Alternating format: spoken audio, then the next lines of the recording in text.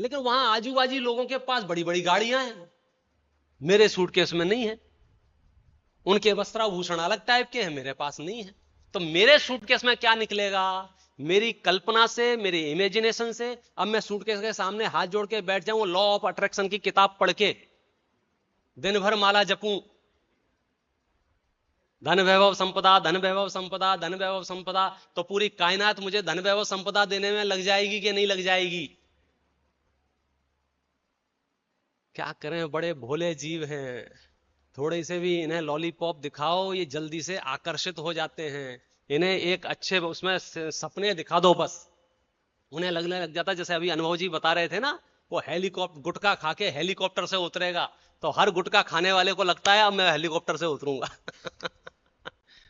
तो ये जो लूटपाट मची हुई है, उसका संक्षिप्त जवाब इस कलश में है। एक बार हम कलश पढ़ेंगे, अपना विषय आगे बढ़ाएंगे।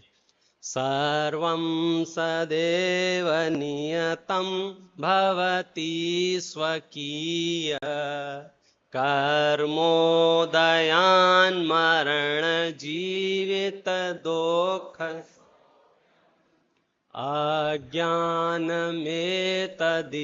यतु परः परस्य कुर्यात् पुमान् मरण जीवित दुःख सौख्यम।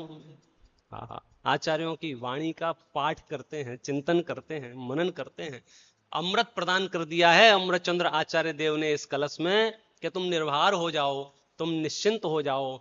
इस धरती पर एक जीव दूसरे जीव का कुछ भी बिगाड़, सुधार, हानि, लाभ, जन्म, मरण, किसी भी चीज में हस्तक्षेप नहीं कर सकता है। ये बात जिसके हृदय में बैठ गई, अब ये स्मशान में जाके सामायिक कर सकते हैं, वे जंगल में जैनेश्वरी दीक्षा अंगीकार करके साधना कर सकते हैं। उन्हें कोई फर्क नहीं पड़ रहा है वे किन हालातों में हैं, वे हर हालात में समाधि कर सकते हैं। हम समाधि करने के लिए ये हालात प्लान कर रहे हैं, हो सकता है हमारे साथ धोखा हो जाए। हम सोच रहे हैं भगवान कृपा करके जब मैं मरूं तो ऐसी परिस्थितियां रहें, हो सकता है आपके साथ धोखा हो जाए। क्यों? परिस्थितियां कैसी रहेंगी? आपके निवेदन से, आपके रिक्वेस्ट से, आपकी ने जो अपील लगाई है उसके हिसाब से परिस्थितियां नहीं रहेंगी। परिस्थितियां तो सूटकेस में से क्या निकलेगा? अब तो मैं आपको, यदि सच में समाधि से मरना चाहते हो तो आपको उन परिस्थितियों का भी लोभ छोड़ना पड़ेगा। किन परिस्थितियों का? कि मैं घर में मरूं कि अस्पताल में मरूं। यदि समाधि मरण लेना है तो आप चैतन्य में मरो। तुम्हें क्या लेना देना है? मैं चलती फिरती रहूं या बेहोश पड़ी रहूं? मैं चलती फिरती रहूं तो मैं आत्मा, और अगर मुझे लकवा मार गया तो मैं अनात्मा।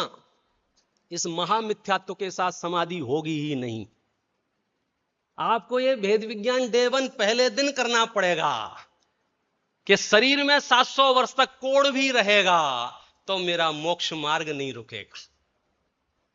यदि कोई पानी पिलाने वाला नहीं मिलेगा, यदि कोई सेवा करने वाला नहीं मिलेगा, यदि कोई नमोकार मंत्र सुनाने वाला नहीं मिलेगा तो मेरा समाधि मरण नहीं रुकेगा। मिल जाए हमारी बहुत शुभकामनाएं हैं, लेकिन आग्रह नहीं है, आसक्ति नहीं है कि ऐसे ही हालात में मैं रवानगी डालूंगा। क्योंकि जब वो रवानगी का टाइम आएगा, कर्म का जब उदय आता है, तो वो ये विचार नहीं करता है कि 5 मिनट रुक जाओ, पंडित जी का विषय पूरा होने वाला है। बीच प्रवचन में क्यों उदय में आए कि अभी तो पंडित साहब भोजन कर रहे हैं। बस हमारा काम और उसका काम दोनों का अलग अलग काम है। मैं मेरा काम करूंगा, वो अपना काम करेंगे। दो लोग हो गए ना। मैं अपना काम करूंगा, वो अपना काम करेगा। कहने का अर्थ है मैं आत्मा के अलावा कुछ और हूं ही नहीं, कुछ और हूं ही नहीं। ये जो वाणी निकल रही है इसमें भी मेरा कर्तृत्व नहीं है। ये जो सुनाई दे रहा है इसमें भी मेरा भाग नहीं है। ये भाषा वर्गणा का परिणमन है। है। और उसका बेस क्या है? सर्वम सदैव नियतम, एक एक समय की पर्याय अपने स्वकाल में खचित है, वो उदय में आएगी। मैं कितने लोगों से मिला, आप कल्पना नहीं कर सकते। मैं धवल जी से मिलने गया था और समझो उनका देह परिवर्तन के 5-7 दिन पहले की ही बात थी। नहीं, मैं छिंदवाड़ा में, नागपुर से छिंदवाड़ा नजदीकी ही है। और जब मैं उनसे मिला तो आप कल्पना नहीं कर सकते हो, उनकी शारीरिक परिस्थिति कमर से नीचे नीचे पूरी तरह से समझो कंट्रोल में नहीं थी। मतलब उनको पैर को फोल्ड भी करना होता था तो बोलते थे पैर को थोड़ा इधर कर दो, या फिर मुझे बिठा दो, या फिर मुझे बिठा दो, लिटा दो। मतलब मेरे 1-1.25 घंटे की मुलाकात में मैंने उन्हें 4-5 बार बिठाया और 4-5 बार लिटाया। शरीर की स्थिति इतनी समझो क्या कहना चाहिए, पराधीन, और चेतना इतनी जागृत, श्रद्धान इतना जागृत। मैंने उनसे छोटा सा प्रश्न पूछा, आपको तकलीफ नहीं होती क्या? बोले बहुत होती है, बहुत होती है। तो मैंने, आप क्या करते हो जब तकलीफ होती है? तो बोले, जैन दर्शन की ये खासियत है, हमें कुछ करना नहीं है फिर भी हमारे पास बहुत है। हम 12 भावनाएं पढ़ते हैं, तत्व विचार करते हैं, तत्व चिंतन करते हैं।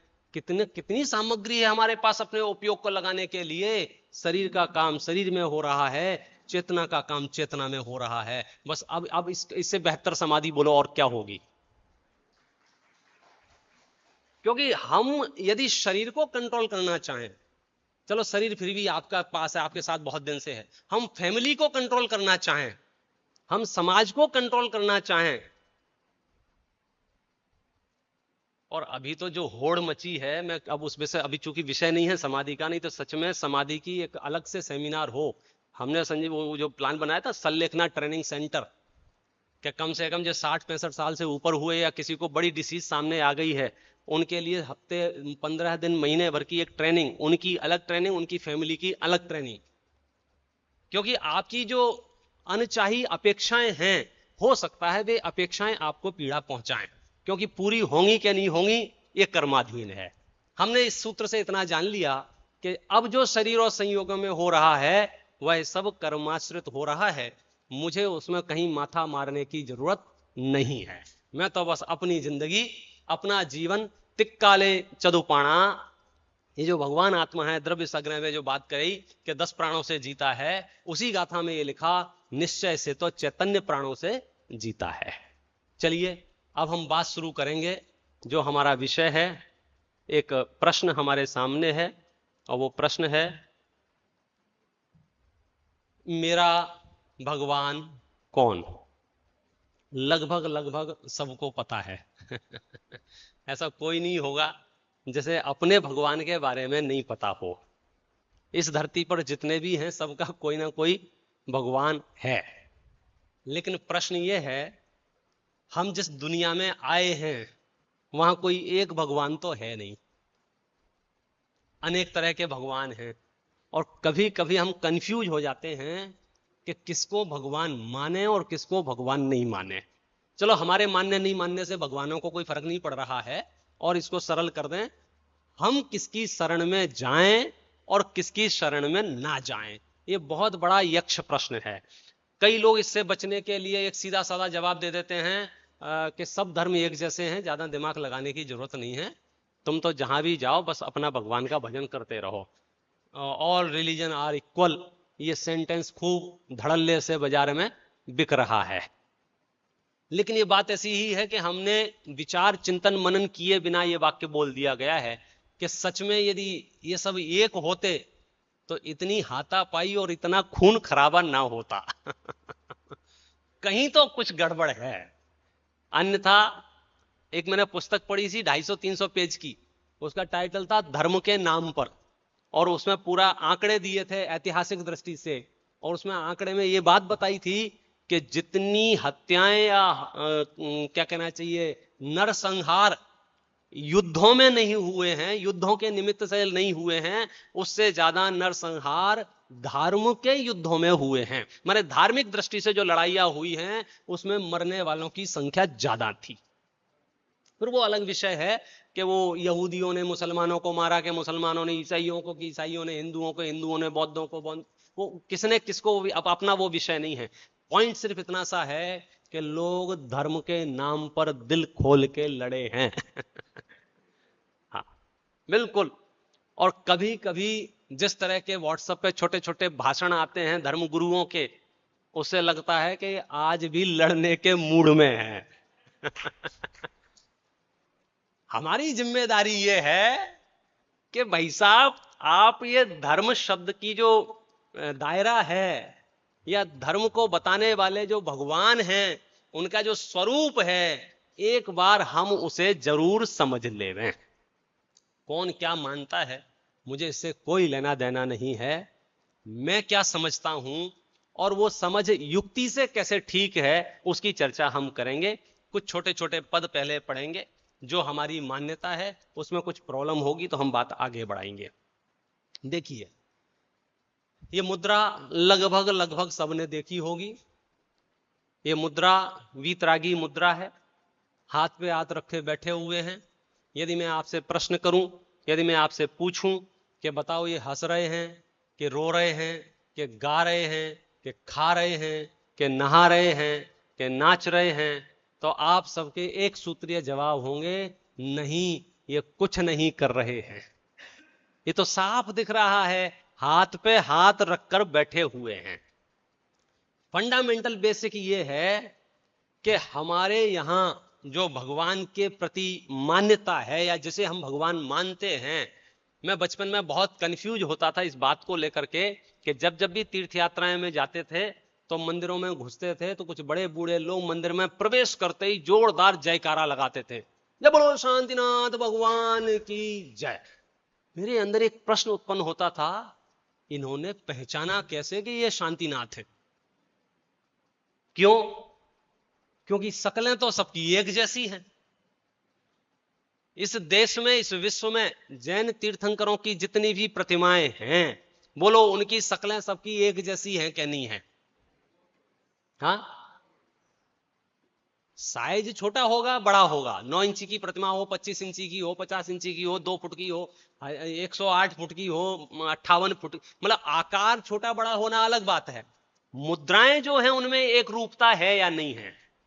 और जो लोग वर्षों से भगवान का अभिषेक पूजन प्रक्षाल कर रहे हैं, यदि मैं उन्हें पकड़ के मंदिर ले जाऊं और चिन्ह के ऊपर हाथ रख लूं और बोलूं शकल देख के नाम बताओ, बोलो बता पाएंगे क्या? नहीं बता पाएंगे, नहीं बता पाएंगे। लेकिन ये तो बता पाएंगे ना कि ये भगवान है। भक्तांबर में एक पंक्ति आती है, यत्ते समान मपरम नहीं रूपमस्ति, इनके समान धरती पर दूसरा कोई रूप नहीं है, सबसे सुंदर रूप है। तो शुरुआत में ऐसा कह सकते हो कि भैया अब भक्ति ही आप उनकी कर रहे हो, और भक्ति कौन कर रहा है? भक्त कर रहा है। तो भक्त तो अपने भगवान को सबसे सुंदर बताएगा ना, कि नहीं भाई साहब उनके कहने पे मत जाओ, युक्ति से विचार करो, बताओ जिनेंद्र परमात्मा का रूप इस विश्व में सबसे सुंदर है या नहीं, और है तो क्यों, वाय। अब उसमें थोड़ी सी अड़चन ये आती है कि शब्दों के अनेक अर्थ हो जाते हैं ना। वर्तमान में जो सुंदरता के सर्टिफिकेट बिक रहे हैं, सुंदरता के जो सर्टिफिकेट बिक रहे हैं, उसका बेस तो कॉस्मेटिक प्रोडक्ट है। उससे ज्यादा उनका। लेकिन हमें सुंदरता की कोई ऐसी विशुद्ध परिभाषा ढूंढे, यूनिवर्सल परिभाषा ढूंढे जो सब पे घटित की जा सकती हो, तो वो परिभाषा मैं आपको प्रदान देता हूं। शास्त्रों की बात है कि सुंदर किसको कहा जाए? जिसको देखकर, जिसको जानकर, जिसे पहचान कर हम जिसे देखें और तीर्थेश हमारा मन विकृत ना हो, समझना वो विश्व का सबसे सुंदर रूप है। अब उसकी डेप्थ में जाओ, यहां विष्ठा पड़ी हुई है, गंदगी पड़ी हुई है, आप उसे देखेंगे, बोलो आपके मन में कोई मनोविकार उत्पन्न होगा कि नहीं होगा? तो विष्ठा को सुंदर कह सकते हैं? नहीं कह सकते हैं। चलो अब यहां एक सोने का बिस्किट पड़ा हुआ है, विष्ठा नहीं, सोने का बिस्किट पड़ा हुआ है, आपको जब उसे देखेंगे तो आपके मन में विकृति पैदा होगी कि नहीं होगी? यदि विकृति पैदा होगी तो उसे सुंदर कह सकते हैं कि नहीं कह सकते हैं? आप सोचो, जो वस्तु हमारी क्या कहना चाहिए नींद उड़ा दे रहे हैं, जो हमारे जीवन में खलल पैदा कर दे रहे हैं, जो बेचैनी ला दे रहे हैं, उन वस्तुओं को सुंदर वस्तु कहा जा सकता है कि नहीं कहा जा सकता है? देखा देखी की बात नहीं चल रही है। यहां कह रहे हैं सुंदर वो रूप है जिनेंद्र परमात्मा का, जिसे देखकर ना रोना आता है, ना गाना आता है, ना हंसना आता है। एकदम शांत परिणाम, शांत परिणाम, शांत परिणाम। और सिर्फ मुद्रा ऐसी शांत है इसलिए नहीं, अंदर में उनके वीतरागता प्रकट हुई है इसलिए मुद्रा शांत है। देखिए ये कुछ छंद आपको दिख रहे होंगे, साथ में पाठ कर लीजिए, समय बचेगा, दोहराऊंगा तो डबल समय लगेगा।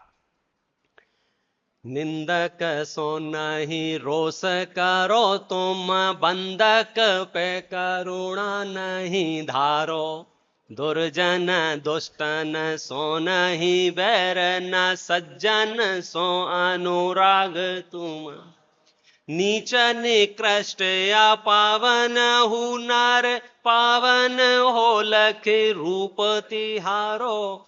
शांति सुधामय देख मुझा, दूर भयो प्रभु दुख। एक से क्या कह दिया इन्होंने, दो तीन पॉइंट हैं इसमें। निंदक सो नहीं रोष करो तुम, पहली शर्त। यदि तुम भगवान हो तो निंदक सो नहीं रोष करो, निंदा करने वालों पर गुस्सा नहीं करते हो। बंधक पे करुणा नहीं धारो, और जो आपकी वंदना करते हैं, जो आपको धोख देते हैं, जो आपकी आरती उतारते हैं, जो आपको मालाएं पहनाते हैं, जो पुष्प छेपण करते हैं, उन पे करुणा नहीं उपजती है। दुर्जन दुष्टन सो नहीं बैर, और जो दुर्जन लोग हैं, दुष्ट लोग हैं, उनसे तुम्हें कोई बैर नहीं है। क्या लिख रहे हैं? न सज्जन सो अनुराग तिहारो, और ना आप सज्जनों से अनुराग करते हो।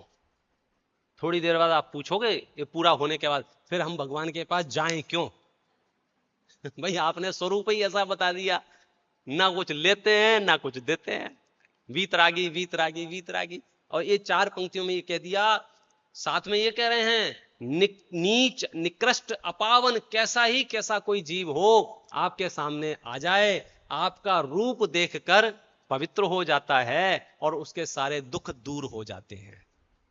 एक आगे, एक सुधी नर फूल मनोहर, लाय रचावत पूज तुम्हारो। एक कुधी नर पान मारत, क्रोधित होकर काढ़त गारी। दोवन पे तुमरो समभाव, न होय आत्म ज्योति जगी घट अंतर, वैर विरोध। एक सुधी, एक समझदार बुद्धिमान व्यक्ति अच्छे अच्छे फूल ला करके आपकी पूजा रचाता है, और एक कुधी, एक मूर्ख व्यक्ति आपको लाते मारता है और गालियां देता है। क्या लिख रहे हैं मालूम है? दोवन पे तुमरो समभाव। क्या बात कर रहे हो? दोवन माने कौन दो? एक वो जो पूजा कर रहे हैं और एक वो जो गालियां दे रहे हैं। दोवन पे तुमरो समभाव। ये मजाक नहीं है भाई साहब। हमारे अंदर जो क्या कहना चाहिए परिणाम, कोई थोड़ी सी प्रशंसा कर दे, ऐसे बह जाते हैं, ऐसे बह जाते हैं, आप कल्पना नहीं कर सकते हो। सत्य की खोज में लिखा है, निंदा की कठोर आग जिनका कुछ नहीं बिगाड़ सकती है, प्रशंसा की ठंडी फुहार में वे छार छार हो जाते हैं। लिख लो 2 करोड़, लिख लो 3 करोड़। क्या क्या करें? ये वीतरागी है। दोवन पे तुमरो समभाव, दोनों पे तुम्हारा संभाव है। और इसके बीच में मैं एक स्टोरी और सुना देता हूं, पहले भी सुनाई थी शायद, पता नहीं भूल गया, आपको याद हो तो बता देना। एक 60 सेकंड में यशोधर मुनराज थे, रानी चेलना ने सर्प निकाला, राजा श्रेणिक ने सर्प डाला, बराबर है। और जब समझो बाहर आए, नेत्र उन्होंने खोले तो क्या कहा? धर्म वृद्धिरस्तु। और जैसे ही धर्म वृद्धि रस्तु कहा तो वहां बैठा हुआ भक्त क्या बोला, महाराज क्या कर रहे हो, ये पापी है, ये दुष्ट है, इसने उपसर्ग किया है, और ये भक्त है, श्रद्धालु है, इसने उपसर्ग निवारण करवाया है, और आप दोनों को समान आशीर्वाद दे रहे हो। महाराज बोले बेटा मैं तो ध्यान कर रहा था, मुझे तो पता नहीं है किसने क्या किया है। तो भक्त बोला महाराज मुझे पता था, आप मेरी बात मानोगे नहीं, मैंने पूरा वीडियो बना लिया था। हाँ दिखा दे भैया, बना लिया था तो देखा, कहा था महाराज ये देखो ये राजा श्रेणिक आ रहा है, सर्प उठा रहा है और सर्प उठा करके गले में डाल रहा है, और गले में डालने के बाद ऐसे ऐसे हाथ करके निकल गया, वीडियो में दिख रहा है। अब महाराज कह रहे हैं नहीं नहीं नहीं नहीं, इसकी कोई गलती नहीं है। कि महाराज दिख नहीं रहा है तुमको, साफ साफ सामने साक्षात दिख रहा है। महाराज पता क्या कहते हैं, राजा श्रेणिक की इसमें कोई गलती नहीं है, मेरे ही कर्म का उदय है। किसको कहते हैं जैन संत, किसको कहते हैं तीन कसाय चौकड़ी के अभाव में उपजने वाली शुद्धात्मानुभूति की श्रद्धा, किसको कहते हैं मोक्ष मार्ग। अगर आप बात बात पे बौखला रहे हैं, बात बात पे यदि आप छटपटा रहे हैं, अभी दिल्ली दूर है और शास्त्रों के नजदीक जाना होगा और चैतन्य का स्वाद लेना होगा। दौवन पे तुमरो समभाव, दौवन पे तुमरो समभाव, न होय कभी तुम चित्त विकारी, आत्म ज्योति जगी घट अंतर, बैर विरोध व्यथा वमिडारी। यानी बैर विरोध की कहानियां तो आपने बम दी, माने उल्टी कर दी, छोड़ दी। देखो और प्रभाव, शुष्क तालाब भरे जल सो फल फूल छहो ऋतु के फल जावे, शेरन दूध।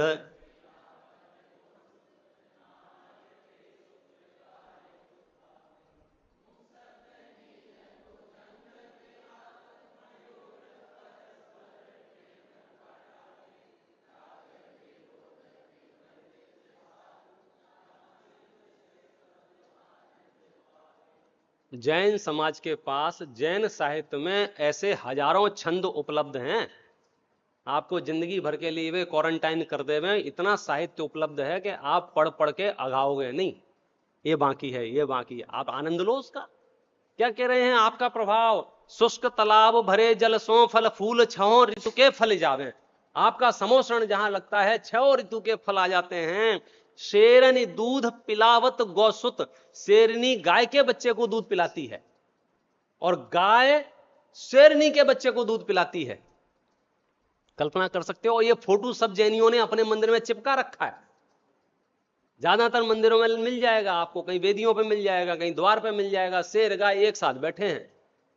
लेकिन मनुष्य कौन से पंथ के हो, कहां जाते हो, 13 हो के 20 हो,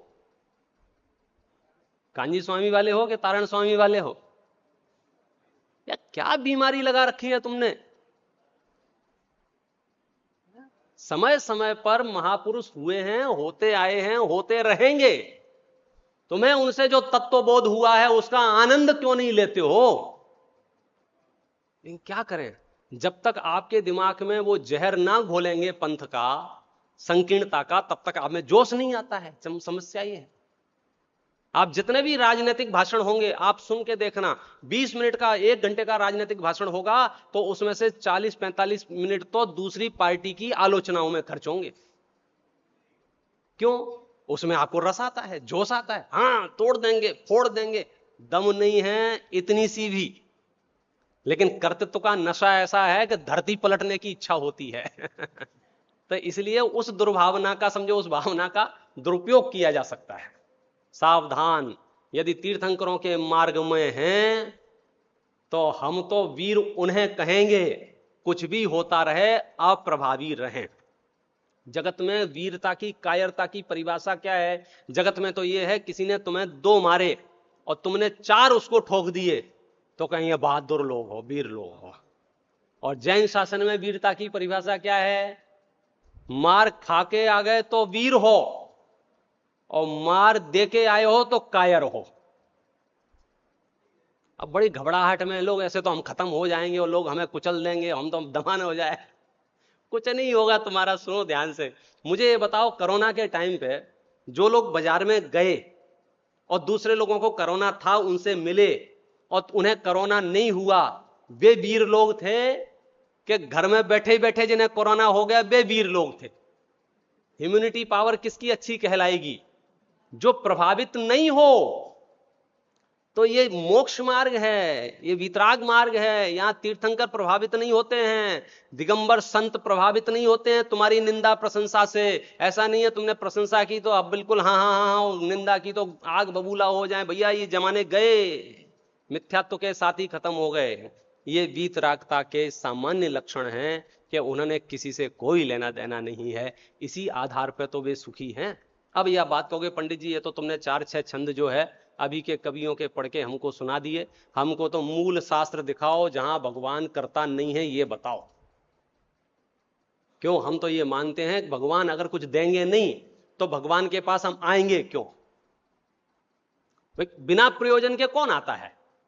अच्छा, हम ये भी कहेंगे कि भगवान देते भी हैं, लेकिन उसकी पूरी प्रक्रिया पहले समझ लो फिर विस्तार करेंगे। प्रक्रिया इतनी सी है, आप भगवान के नजदीक आते हैं, भगवान के निमित्त से आपके परिणामों में सुधार होता है, विशुद्धि आती है, उस विशुद्धि से पुण्य बंधता है, पुण्य के उदय से आपको अनुकूलताएं मिलती हैं।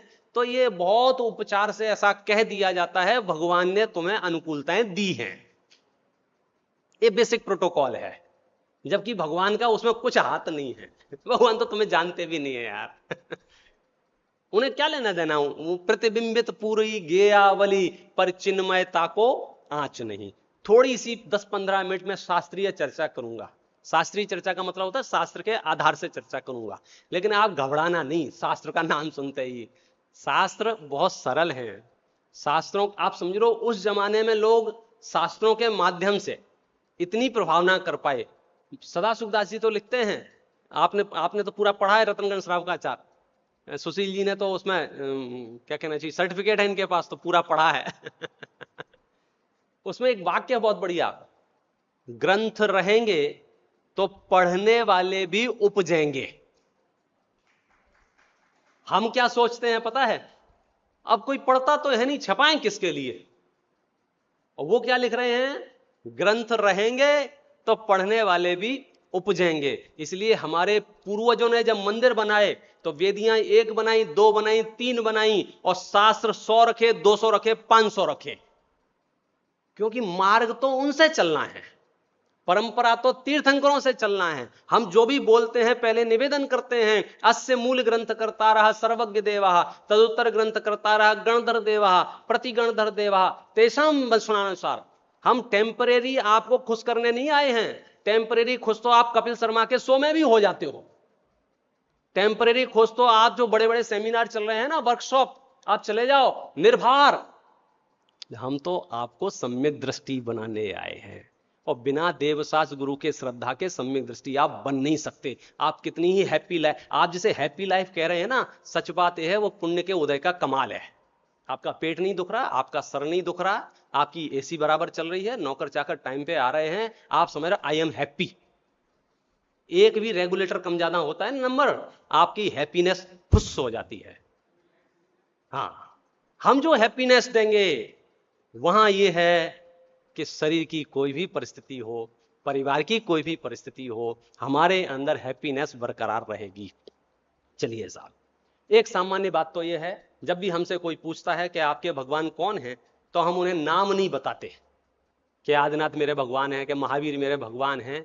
हम उन्हें डेफिनेशन बताते हैं, परिभाषा बताते हैं। जिसने राग द्वेष कामादिक जीते सब जग जान लिया, बस वो मेरा भगवान है। फिर उसमें लिखा है बुद्ध वीर जिन हर हर ब्रह्मा, कुछ भी कहो हमें फर्क नहीं पड़ रहा है, लेकिन शकल से वितरागी होना चाहिए। सब भगवानों की शकल एक जैसी है। शॉर्ट में जहां शकल बदली भगवान पना खत्म। हमारा एक फोटो खींचो आप, 1 मिनट में 5 फोटो खींचो, 5 की शक्लें अलग अलग आएंगी। क्यों शक्लें अलग अलग आएंगी? अंदर में विकार अलग अलग जाति का है। चलिए, एक गाथा है मूलाचार ग्रंथ की, इसमें बताया है जिन किसे कहते हैं। क्या बताया है? जिन किसे कहते हैं। इसमें लिखा है जिद को हमाण माया जिद लोहा जैन जिणा होंते होंती हंता अरिंच जम्मम अरहंता तेण उच्चंती। मुझे नहीं पता समझ में आया कि नहीं आया, लेकिन आपको थोड़ा तो शब्द क्रोध मान माया लोभ परिचित शब्द है ना। जिन्होंने क्रोध मान माया लोभ को जीत लिया है वे जिन हैं, उन्हें ही हम अरहंत कहते हैं। यहां ये क्यों नहीं लिखा कि जिन्होंने इंद्रियों को जीत लिया है वे जिन हैं? क्यों नहीं लिखा? सुनो, इंद्रियां खुद होके विकार नहीं करती हैं।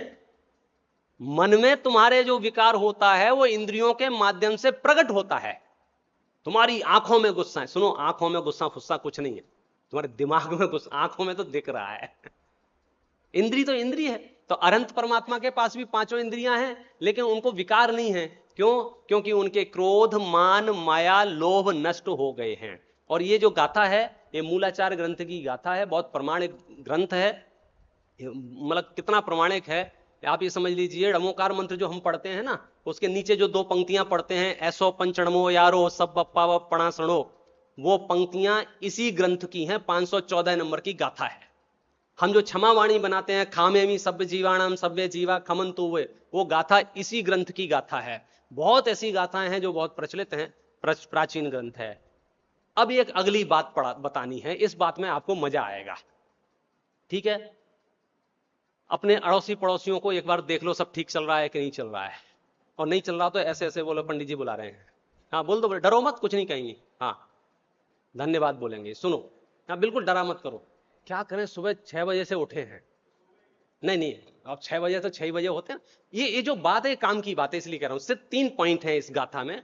इस गाथा में ये कहा है कि हम पिछले 2000 साल से भगवान से 3 चीजें मांगते आए हैं। 3 चीजें मुख्य रूप से। कौन सी 3 चीजें? एक आरोग्य लाभ, एक बोधि लाभ और एक समाधि लाभ। जिन्होंने लोगस्य पाठ पढ़ा होगा उन्हें पता होगा, जिन्होंने थोस्सामी पाठ पढ़ा होगा उन्हें पता होगा, जिन्होंने 10 भक्तियां पढ़ी होंगी उन्हें पता होगा, जिन्होंने प्रतिक्रमण पढ़ा होगा उन्हें पता होगा, जिन्होंने थोड़ा बहुत भी सामायिक और इस क्षेत्र की चीजें पढ़ी होंगी उन्हें पता होगा। ये 3 चीजें बहुत हाई डिमांड पर रही हैं जैन शास्त्रों में। कौन सी 3 चीजें? आरोग्य लाभ, बोलो, फिर से बोलो, एक बार और बोलो, हाँ अब देखते हैं कैसे नींद आएगी। दूसरा बोधि लाभ, क्या बोला? क्या बोला?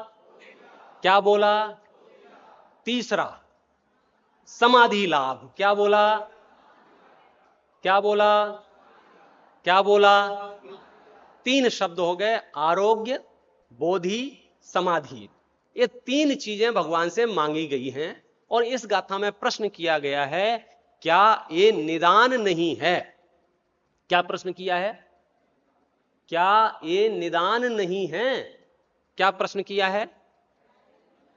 तीर्थेश, क्या प्रश्न किया है? क्या ये निदान नहीं है? अच्छा, निदान क्या होता है? निदान सॉल्यूशन नहीं, सॉल्यूशन नहीं है यहां। निदान माने, निदान बहुत गंदी चीज होती है। देखो मैं बताऊं, इतनी गंदी चीज होती है कि जैन शास्त्रों में लिखा है कभी भी निदान नहीं करना चाहिए। और जब व्रती होते हैं, महाव्रती होते हैं, तत्वार सूत्र में सूत्र है निशल्यो व्रती, के व्रती जो होते हैं निशल्य वाले होते हैं। फिर प्रश्न हुआ शल्य कौन सी होती हैं? शल्य 3 होती हैं, माया, मिथ्यात्व, निदान। मतलब निदान को मिथ्यात्व के साथ में रखा है, अच्छी चीज नहीं है। निदान कहते किसे हैं? निदान कहते हैं हम जो धर्म कर रहे हैं, धर्म की क्रियाएं कर रहे हैं, उसके बदले में भगवान से कुछ मांगना, उसका नाम है निदान। हे भगवान, एक गाड़ी आ जाए तो मेरी पूजा सार्थक हो जाए, एक घर बन जाए तो मेरा विधान सफल हो जाए, बच्चों की शादियां हो जाए, मतलब जो ये निदान पार्ट है। और निदान इतनी खतरनाक चीज है आप जिसकी कल्पना नहीं कर सकते हो। राजा श्रेणिक का नाम सुना है? उसका बेटा था कुणिक। क्या नाम था? कुणिक। जब उसको राज्य दे दिया राजा श्रेणिक ने, बड़ा हो गया और राज्य सौंप दिया, राज्य सौंप दिया, तो उस बच्चे ने क्या कहना चाहिए, जिसको अब राजा बन गया ना वो, तो उसने राजा श्रेणिक को जेल में डलवा दिया। प्रश्न पूछा भाई ऐसा क्यों कर दिया? वर्तमान में तो ऐसे कोई झगड़े थे नहीं पिता पुत्र के। कभी कभी ऐसे सरप्राइज केस बहुत हमारे सामने आते हैं यार कुछ नहीं किया मैंने तो उनका, कुछ बिगाड़ नहीं किया, फिर भी वो मेरे पीछे पड़े हुए हैं। तो ये केस बिल्कुल वैसा ही था।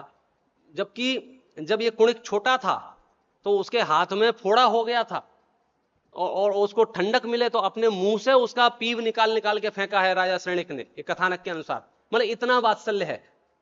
और जब बड़ा हुआ तो जेल में डलवा दिया। मुनराजों से निवेदन किया, महाराज क्या चक्कर है। बताया कि बात ऐसी है कि ये कुणिक पिछले भाव में इसी नगर में मुनराज थे, मुनराज थे। हुआ ये कि आपको मुनि भक्ति जागृत हो गई थी, तो आपने नगर में घोषणा करवा दी थी, मैं ही आहार दूंगा, कोई दूसरा आहार नहीं देगा।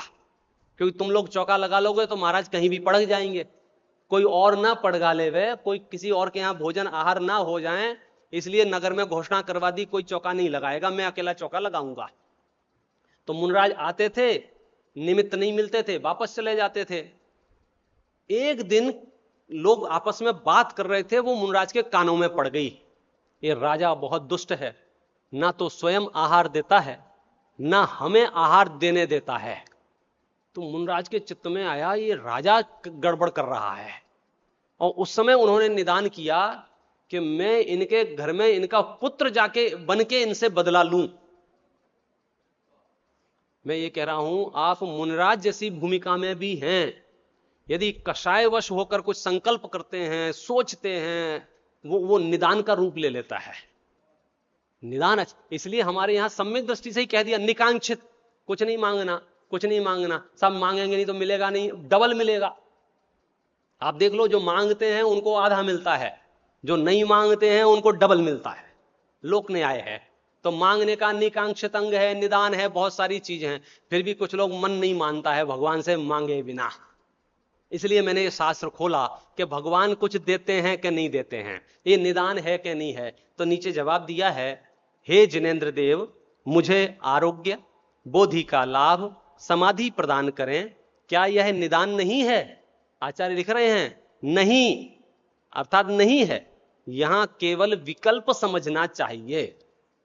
अब इसका खुलासा करेंगे, पहले अर्थ देख लो, पहले तो दिमाग में निकाल लो। समाधि माने क्या होता है? मरण समय समता भाव। बोधि माने क्या होता है? जिन सूत्रों का श्रद्धान, देखो इसमें लिखा हुआ है, आपको दिख रहा हो तो। और आरोग्य मतलब क्या होता है? हमारी बुद्धि भी तो छोटी हो गई है, हम आरोग्य समझते हैं खांसी नहीं हो, जुकाम नहीं हो, फोड़ा फुंसी नहीं हो तो आरोग्य हो गए। आरोग्य अर्थात, देख लो इसमें लिखा है, आरोग्य अर्थात जन्म मरण का अभाव। आरोग्य अर्थात, आरोग्य अर्थात, आरोग्य अर्थात, आरोग्य अर्थात। अब हम कहेंगे भगवान तुम्हें आरोग्य दे देंगे, तुम भगवान पेट में दर्द हो रहा है, कौन सा छंद पढ़ूं भक्तांबर का?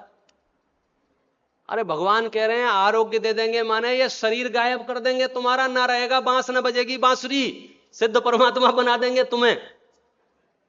और तुम आरोग्य का अर्थ क्या समझ रहे हो?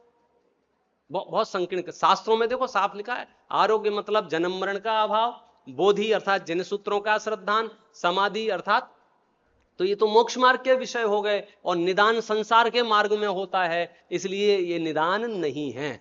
दूसरी बात, फिर ये बात कही क्यों है शास्त्रों में, फिर क्यों मांगा? सुनो, मैं गाथा पढ़ता हूं, 5 मिनट में आपको इतनी वजनदार गाथा मिलेगी। जो कोई भी आपसे भगवान से मांगने को कहे, उसे मूलाचार की ये गाथा पढ़ाना। और ये मूलाचार जैन समाज का बहुत प्राचीन ग्रंथ है, मालूम? इसका संपादन किया है फूलचंद जी शास्त्री, कैलाश चंद जी शास्त्री और पन्ना लाल जी शास्त्री, ये बड़े बड़े दिग्गज विद्वानों ने, नाम आगे पीछे हो सकते हैं, जगन मोहन लाल जी कटनी, मतलब ये उस समय के विद्वानों ने इसका संपादन किया है। और इसका हिंदी ट्रांसलेट किया है ज्ञानमती माता जी ने। तो आपके दिमाग में फितूर भी मत रखना कि सोनगढ़ी पंडित बैठा है। शास्त्रों में संप्रदाय भेद नहीं है भाई साहब, ये तुम्हारे दिमाग में है। और ग्रंथ किसका मालूम है? वट्टकेर स्वामी का। ये जो अपना निलय बना, कुंद कुंद निलय जो बनाया अपना, उसमें पहले मंजिल पे पहला फोटो वट्टकेर स्वामी का लगा हुआ है, और मूलाचार ग्रंथ है आपके यहां। खैर, अपन गाथा देखते हैं। गाथा में लिखा है, प्रश्न था, ये सब क्या है? क्या सब? आरोग्य लाभ, बोधि लाभ और समाधि लाभ क्या है? भाषा असच्च मोसा णवरिहु भत्तीय भासिदा ये सा णहु क्षीण राग दोषा दिन्ति समाहिम च बोहिम च। यह तो असत्यम रसा भाषा है। क्या बात कर रहे हो? ये क्या है? असत्यम रसा भाषा।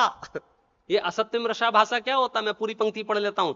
यह असत्यम रसा भाषा है, वास्तव में यह केवल भक्ति से कही गई है, क्योंकि राग द्वेष से रहित भगवान समाधि और बोधि को नहीं देते हैं।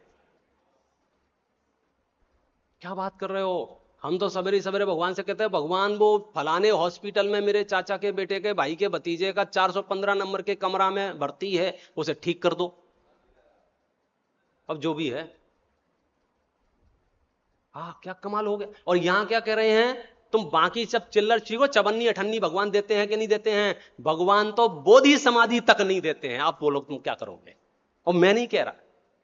कौन कह रहा है? कुंद कुंद आचार्य से लेकर के ज्ञानमती माता जी तक। मैं एक को क्यों लपेटूं?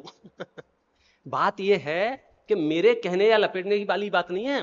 पूरा जिन शासन तीर्थंकर परमात्मा के बारे में एक मत है। हमने क्या हवा फैला रखी है, अलग बात है। ये लिख रहे हैं ये तो असत्यम रसा भाषा है। असत्यम रसा भाषा को और सरल कर दूं, सुशील जी मैं आपके घर आया था और मैंने आपसे पूछा ये तो सोनागिर में बंगला में पहली बार देख रहा हूं, किसका है? तो आपने कहा पंडित साहब आपका ही है। ये क्या है बोल? इन्होंने कहा पंडित साहब ये बंगला आपका है आयन साहब, और आपने वो सी फेस वाला घर कहा था आपका है। मैं अपने अगर घरों की लिस्ट बनाऊं तो भाई भारी पड़ जाए। रजिस्ट्री का इतना खर्चा आ जाएगा कि हम कहते हैं आपके पास ही रखो। मूल बात, जैसे ही इन्होंने कहा ये घर आपका है, तो वो क्या था? वो असत्यम रसा भाषा है। असत्यम रसा भाषा है माने वास्तव में यह केवल भक्ति से कही गई है। उन्हें मेरे प्रति बहुमान है, उन्हें मेरे प्रति आस्था व्यक्त करनी है, उन्हें मेरी समझो जो भी क्या कहें अब श्रद्धा सुमन अर्पित करने हैं, तो उन्होंने कह दिया ये घर आपका है, ये परिवार आपके हैं, ये बच्चे आपके हैं, ये महल आपका, सब कुछ मेरे नाम पे। और मेरे अंदर इतना भी लोभ पैदा हो जाए कि इतना बड़ा घर तो ठीक है सेठी साहब, एक कमरे का ताला मुझे लगाने दो, बोलो क्या होगा? गजब का पंडित है, फोन करो, बड़े बड़े पंडितों को बुला के पंचायत बिठा दोगे कि मैंने तो पंडित जी साहब से ऐसे ही कहा था घर आपका है, और पंडित जी अनशन पे बैठ गए हैं कि रजिस्ट्री कराओ तब उठूंगा यहां से। अरे आचार्यों ने तो भक्ति के लिए कहा था, बोधि लाभ दे दो, समाधि दे दो, आरोग्य दे दो, तुम तो चिपक गए। और तुम भी अलग अलग जगह चिपक गए। यहां वाले भगवान से ज्यादा चिपक गए, वहां वाले से कम चिपक गए। ये वाले थोड़े डाउन हैं, ये वाले ज्यादा एनर्जी वाले हैं, और वहां चले जाओ तो कहना ही क्या है। मूलाचार्य ग्रंथ ये कह रहा है भगवान वीतरागी है। और सुनो टीका, टीका ये तो मैं मूल गाथा पढ़ी, टीका में और जबरदस्त है। देखो वसुनंदी आचार्य भी बीच में आ गए इसमें टीका में। यह बोधि समाधि की प्रार्थना असत्यम रसा भाषा है। यह मात्र भक्ति से कही गई है, क्योंकि जिनके राग द्वेष नष्ट हो गए हैं वे जिनेंद्र भगवान समाधि और बोधि को नहीं देते हैं। यदि वे देने का कार्य करेंगे तो राग द्वेष से सहित हो जाएंगे। आपको प्रॉब्लम ही समझ में नहीं आ रही, आपको मजाक लग रहा है। तुम्हें लग रहा है भगवान हमें दे देंगे तो पंडित जी तुम्हें क्या दिक्कत है? अरे भगवान तुम्हें दे देंगे, इससे हमें दिक्कत नहीं है। दिक्कत यह है कि बड़ी मुश्किल से 8 कर्मों का नाश किया है, वे फिर से संसार में आ जाएंगे। लेने देने का धंधा नहीं है। तो भक्ति करना चाहिए कि नहीं करना चाहिए? अब इसी ग्रंथ में लिखा है खूब करना चाहिए। भक्ति करने से कर्म क्षय हो जाते हैं, ये भी इसी ग्रंथ में लिखा है। फिर प्रश्न पूछा कि भक्ति कौन सी? भक्ति कौन सी? भक्ति किसको कहते हैं? फिर वापस यहीं आएंगे, आरोग्य लाभ, समाधि लाभ, बोधि लाभ से नीचे कुछ मांगना नहीं। ये भिखारीपना भगवान के सामने फैलाना नहीं। इसका जो बचा हुआ एपिसोड है ना, वो उसमें आएगा, जग के दुखों की तो मुझे परवाह नहीं है। देखो और एक बात बताते हैं। तो यार फिर बताओ यार, भगवान के पास हम क्या क्या करेंगे जाके? अब तुमने बिल्कुल ही सरेंडर कर दिया। जब समाधि बोधि तक नहीं दे रहे हैं तो हम भगवान के पास जाएं कि नहीं जाएं? सुनो मैं सीधा अर्थ पढ़ देता हूं, गाथा आप देख लेना। मूलाचार की है 570 नंबर की। उनके द्वारा जो देने योग्य था, बहुत जबरदस्त शब्द हैं, उनके द्वारा जो देने योग्य था सभी जिनवरों ने वह दे दिया है। सो वह दर्शन, ज्ञान, चारित्र, इन तीनों का उपदेश है। बोलो पहाड़िया जी। क्या क्या मतलब तुमको रत्न दे दिए हैं और रत्नों को कहना इसे तो साइड में रखो, मुझे चाय पिला दो। अरे मूर्खचंद जो उनको देने लायक था वो दे दिए हैं। इसी बात को टीकाकार और मधुर शब्दों में कह रहे हैं। आत्मा झकझोर दी। जब मैंने ये पढ़ा ना ग्रंथ, जो बिल हमारे नाम पे फाड़ दिए जाते हैं कि ये सब इनकी पंचायत है, हम अखबार छपा के लाए हैं, देखो भाई साहब ये तीर्थंकरों की मूल देशना है। क्या लिखा है? उनके द्वारा जो देने योग्य था सो तो उन्होंने दे ही दिया है। वह क्या है? वह रत्नत्रय का उपदेश है। हम लोगों के लिए इससे अधिक और क्या है जिसकी प्रार्थना करें? बोलो क्या कहें, क्या मांगे? मैं क्या मांगू भगवान आपसे, क्या मांगू मैं, क्या मांगू भगवान कि तुमसे क्या मांगू। देना ही हो इतना दे दो।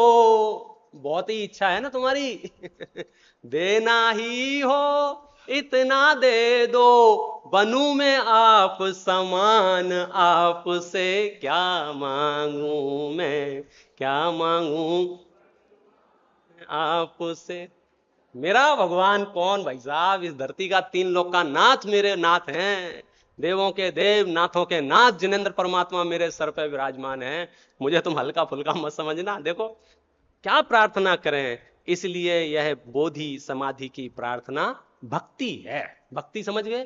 भावना बस उनके निमित्त से। और इस विषय को समाप्त करते हुए देव शास्त्र गुरु के प्रति अपनी श्रद्धा अर्पित करते हुए ये छंद हम पढ़ेंगे, साथ में पढ़ेंगे, अपना समय बचेगा। देखिए बहुत प्यारा छंद है, समझने जैसा छंद है। दुनिया में कुछ भी होता रहे, मुझे अपना श्रद्धान कैसा रखना है उस बात के लिए छंद है। बस एक अक्षर सुधार लेना इसमें। चाहे मात तात सुर, सुर की जगह सुत पढ़ना। सुत माने बेटा। चाहे मात तात सुत नारी यार रूठ जाऊ, कुटुंब कबीला परिवार रूठ जाइए। रूठ जाऊ चाहे क्यों ना राजा राव साहूकार, चाहे देशवासी पूर्ववासी रूठ जाइए। लिस्ट समझ में आ रही है आपको? एक एक शब्द। चाहे मात माता, तात पिता, बेटा, नारी माने पत्नी, यार माने दोस्त मेरे फ्रेंड्स पूरा, चाहे पूरा कुटुंब पूरा खानदान मेरे अगेंस्ट हो, कबीला पूरा मोहल्ला परिवार फैमिली रूठ जाए, और चाहे रूठ जाए राजा, राजा रूठ जाए, राव रूठ जाए, और साहूकार रूठ जाए, हमारे देश वाले रूठ जाएं, हमारे गांव वाले रूठ जाएं। ऐसे लिस्ट बना के दी है। जिनको रूठना है रूठ जाएं, लेकिन सिर्फ एक नहीं रूठना चाहिए, उसकी बात इसमें है। फिर शुरू से पढ़ते हैं, बहुत जबरदस्त है, आप साथ में पढ़ना। चाहे मात तात सुत नारी यारे रूठ जाऊ, कुटुंब कबीला परिवार रूठ जाइए। रूठ जाऊ चाहे क्यों ना राजा राव साहूकार, चाहे देशवासी पूर्ववासी रूठ, चाहे जाते वीरादरी रूठो पंच चौधरी हूँ, हाके माहो काम सारे चाहे रूठ जाइए। साधु संत जंत्र मंत्र वादी सब रूठ जाऊ, एक जिन देव मुसो तू ना रूठो चाहिए। एक जिन देव मुसो तू ना रूठो चाहिए, एक जिन देव मुसो तू ना रूठो चाहिए। ओम नमः शिवाय।